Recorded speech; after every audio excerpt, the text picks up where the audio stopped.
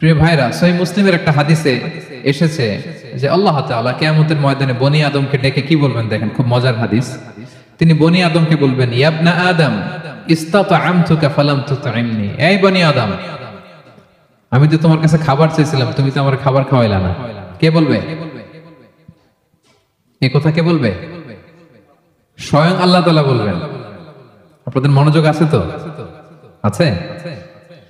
কিয়ামতের ময়দানে স্বয়ং আল্লাহ তাআলা বলবে, এই বনি আদম, আমি তোমার কাছে খাবার চেয়েছিলাম, তুমি তো আমার খাবার দিলা না।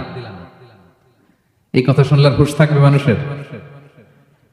মানুষ বলবে তখন, ইয়া রাব্বি কাইফা উতঈমুক, হে আল্লাহ, আমি আপনার কিভাবে খাওয়াবো? ওয়া আনতা রাব্বুল আলামিন, আপনি তো রব্বুল আলামিন, আপনারে আবার খাবার খাওয়াবো কিভাবে?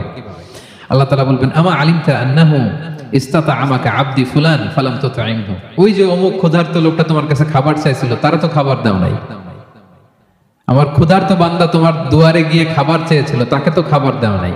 সেদিন তাকে খাবার দিলে আমি আল্লাহকে খাবার দেওয়া হতো। সুবহানাল্লাহ। আল্লাহ বলবে, তুমি তো আমার খাওয়াইলা না। বান্দা বলবে, আল্লাহ, আপনি আবার কখন খাবার চাইলেন আমার কাছে? আপনি খাবার চাইলে তো আমি গোটা দুনিয়ার সব খাবার আপনার কাছে হাজির করতাম। আল্লাহ বলবে, ওই যে ক্ষুধার্ত চাইছিল, ওইটাই আমি। ক্ষুধার্ত যে তোমার কাছে খাবার চাইছিল, তাকে দিলে আমি আল্লাহরে দেওয়া হতো। সম্মানিত সুধী, আমরা যেন ক্ষুধার্তের মুখে খাবার তুলে দেই, আমরা যেন খাদ্য সংকটের কারণ না হয়, খাদ্য সংকট দূর করার যেন আমরা অগ্রসেনানী ভূমিকা পালন করি। আমরা যেন খাবার পৌঁছে দেই মানুষের হাতে হাতে, ঘরে ঘরে।